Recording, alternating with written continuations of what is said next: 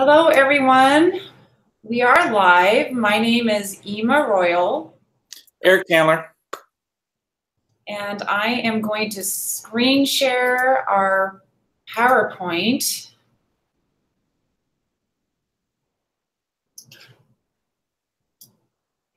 Are you able to see that? No.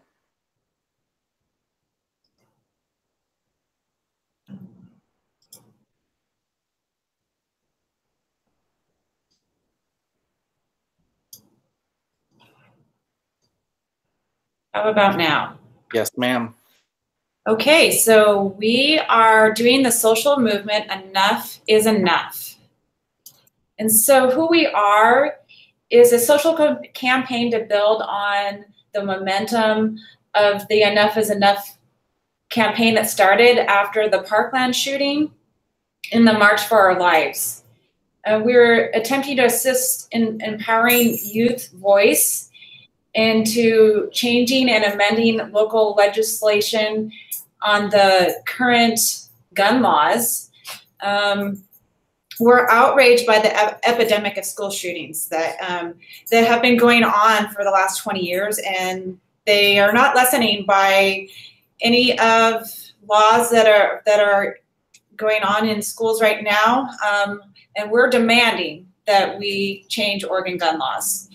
And starting out with the March for Our Lives campaign 1 month after the Parkland shooting, we were able to enlist over 1.5 million students nationwide to walk out for 17 minutes in honor of the 17 students and teachers that were murdered in the Parkland shooting. And since the March for Our Lives campaign, there have been town hall meetings throughout Oregon, talking with legislators, commissioners, policymakers, concerned parents, administrators, and how are we going to address this issue? Another way that we are impacting laws in Oregon is students have gathered around our nation's capital for a lobby day to demand stricter gun laws. And what we're asking for is to amend ORS 166.470. We're wanting to increase the minimum purchasing age of a firearm to age 21. So why are we here? Well, obviously in the last 20 years, the current policies have made little to no impact on the culture of safety and violence in the school campuses. And what we noticed is that really adults have been making the decisions for these kids with very little regard to their voice or their opinion. And so what we saw in February, after February 14th in Parkland, is these students really felt empowered and kind of stood up and said, we are not going to take this anymore. We are not going to allow adults to continue to make decisions based on what they think is best for us without us being able to have that input. And so they stood up and said, legislators, you need to hear us out. We're the ones that are the victims. We're the ones that are being killed. We are the ones that are living in fear. And you need to take our voice into account. And we're going to demand that adults change laws to make us safer. And so what you saw is that they took this voice and demanded stricter gun laws and actually made some strides in Florida. Florida actually changed some laws, and Florida has really lax gun laws, and Florida raised their gun purchasing age as one step. And so they demanded some legislative action. It worked in Florida.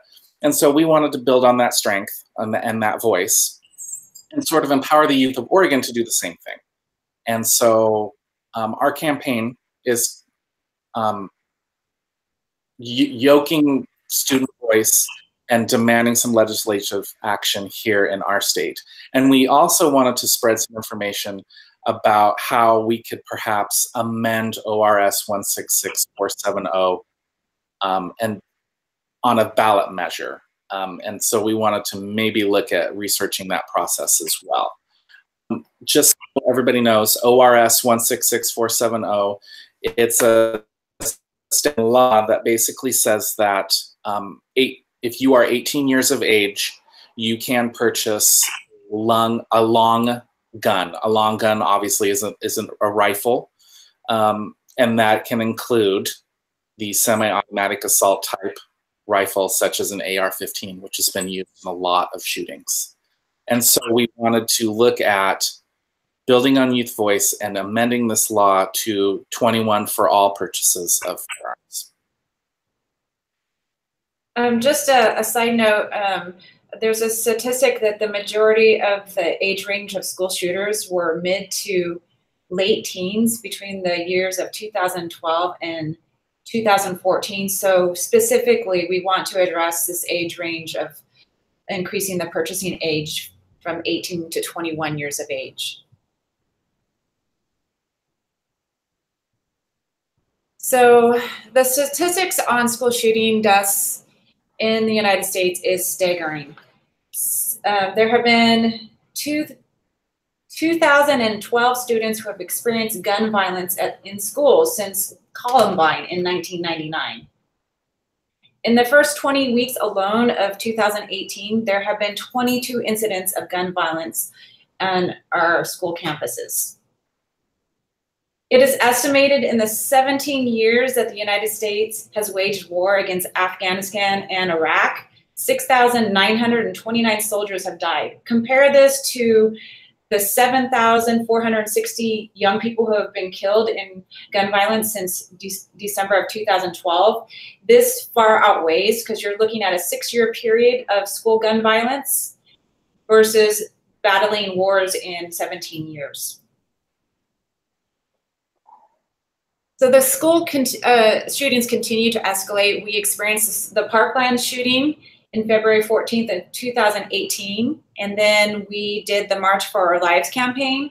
And in less than 2 months after the Parkland shooting, we experienced another mass shooting in Santa Fe, Texas. So specifically, we are asking to raise the minimum firearm purchasing age, and this will help limit the access of youth who may or may not have had that impulse to kill. So what we're trying to ask is, the developing brain, there should be certain rights that go along with that. We have the voting age, we have the legal drinking age, and statistics point to the fact that the mind is still developing up to age 25 years old. So there's still an emotional immaturity, and that moral compass that tells us it's okay to shoot, to kill, like that shutoff valve can be systematically programmed. And this is what the military capitalizes on, is the immature brain development. It's easier to send a young soldier out to war to kill because that shutoff valve is not developed yet. So we understand that amending this law is not enough to remedy school shootings, but this is a starting place of just keeping access to guns out of the forefront.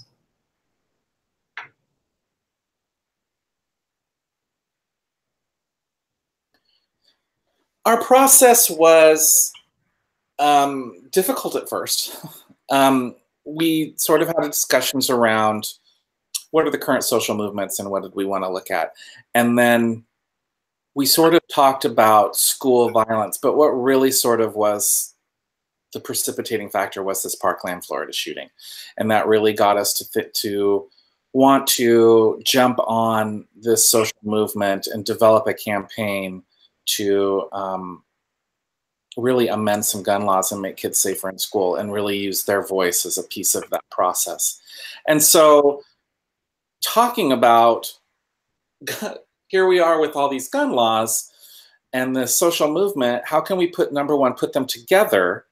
And then number two, how can we narrow down such a broad subject matter into the little slice that we wanted to explore? We looked at first looking at school gun policies themselves, gun free zones, threat assessments, mental health assessments as they relate to school gun violence, how schools use these assessments to identify students that may be considered threatening to the school and to the safety of the students.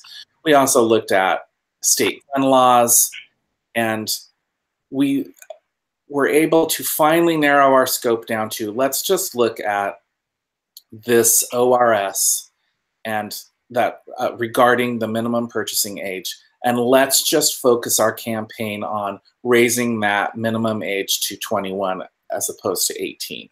And we understand, I think that's with the understanding that this certainly is not going to stop school shootings, unfortunately. A lot greater efforts need to be made to change other laws.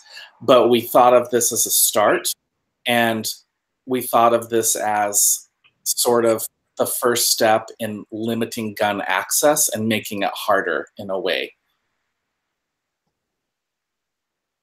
So I just wanted to address briefly about the threat assessment and the mental health assessment. So these are good ideas, and increasing mental health services in schools is something that we want in the long term. In the immediate sense, limiting gun access is really what we're looking at. There's a lot of misinformation out there that school shooters are mentally ill, and that's just not true, and it unfairly stigmatizes people who have mental health challenges. And then another challenge within this is looking at rural areas where there's a lot of hunting, and so like we're not asking to take away people's hunting rights. And there's a lot of misinformation out there by the National Rifle Association. They are single-handedly the most influential lobbyists out there, and any politician that would speak out against or ask for stricter gun laws is essentially committing political suicide. So being able to enlist this youth voice is going to be a long-term vision, and I mean, to be able to mount like misinformation that vast amounts of money is able to pour into propaganda is like not a match for youth. And then another issue is the adultism that is the factor that plays out here. But we did see in the March for Our Lives campaign that this was the largest social movement, youth-led social movement since the Vietnam War. So there is this possibility that, like the civil rights movement, that change can occur. So in our dyad, there was just Eric and I. So that was a benefit because there were less voices to try to coordinate, and it was a simpler process. The discussions that we had went very well. We had weekly Google Hangouts. We had Google Docs. We were able to communicate via email. And though we had our own timing to generate a discussion and prompts for where we are in our project, we both like equally were able to contribute it for each piece of it. I am more of a big chunk thinker, and Eric's more of detail oriented. So I was able to like share a vision or an idea, and he's able to take that and like kind of put it down in detail. And I found that process I was able to focus, like kind of maybe guide where he's going to take that and focus it. So we were able, this like kind of push-pull energy, able to focus each other. And I thought that we were able to manage our time very well. On the struggle side, in the very beginning, our topic matter was so vast that we were just all over the board. And like, we could not narrow this down, and it was so overwhelming. And then I think by the second week, we were able just to like take the suggestion of Lisa that we can get the learning out of this process by just taking a slice of this policy in order to understand how a social movement works. Another struggle was there are two different voices in this process where I would go and write a section of a paper, and then he would add his section, and it was like two different voices, and how do we streamline that into one voice? And so literally the onus was on the person who was editing the policy brief into streamlining into one voice. Another struggle was incorporating feedback from peers. Though it was like extremely helpful to get ideas of things we hadn't thought of before, it was just really hard to assimilate because our focus was so narrow that I felt like we were going to side rail ourselves. And then, as always, when you're in a long-term project, it's hard to create that momentum and that energy to continue on. And this was a 10-week process. In real life, this would have occurred over maybe 9 months or a year, and we would have had to slow our roll way down. And the challenges of integrating voice would have, like, that is like part of that process of, it's really not the end product, it's the process of coming together and streamlining that voice. And, you know, just to say, I completely agree that, you know, this is the last term, the motivation may not have been there, but the beauty part was that it really was the two of us, and it was a partnership, and we really worked good together, and we sort of kept each other going and keeping the focus. So, you know, I think that although motivation was sort of a struggle, it was sort of a strength as well, is because we really did work well to move this project forward.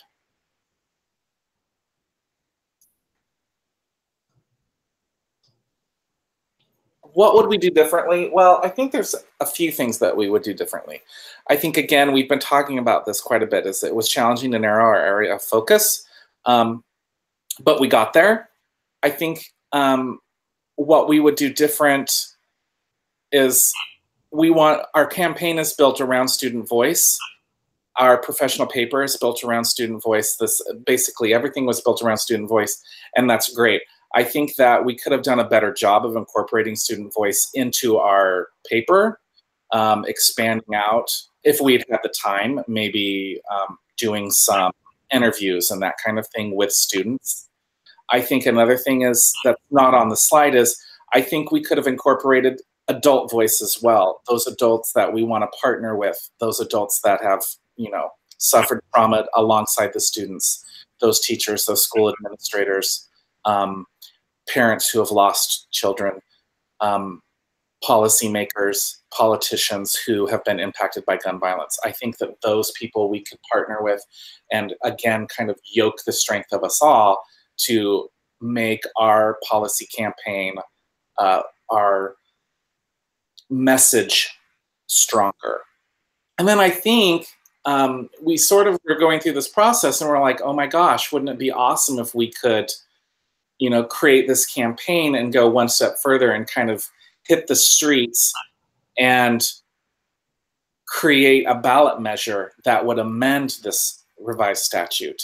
And I think that what we would have done differently there is we would have put some more effort and research into the ballot measure process and looked at how can we get this on the ballot measure? How can we get those people to hit the streets and gather the signatures needed to amend this? Because I think we sort of realized that maybe the legislature or legislatures, however you want to look at it, maybe would not be so excited to amend this law because they are backed by the lobbyists and such as the NRA.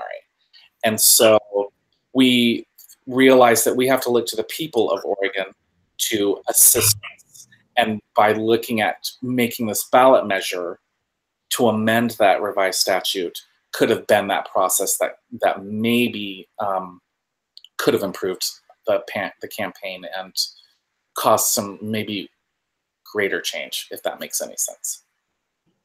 Yeah, that is exactly the point, is like none of this is going to make an impact until we can vote this amendment. And there is a process of getting this on the ballot, and it's like a certain, I want to say it's like 6%, don't quote me on that, but the demographics of Oregon, the voting age of Oregon is 3,112,217. So you would need to have 248,997 signatures just to get this amendment on the ballot, just for that process. And then there's another process of voting it in. And then so having our youngsters go to the Capitol and lobby our legislators, while they're sympathetic, it's really going to take that momentum of youth.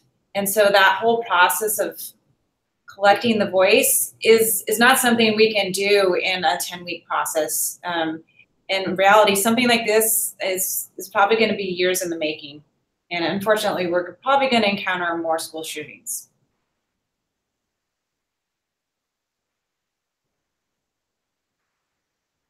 So that is the end of our slide. Look forward to hearing feedback. And it's been nice working with you, Eric, on this presentation. You too. Thank you, everybody, for watching our video. We appreciate it. Bye. Bye.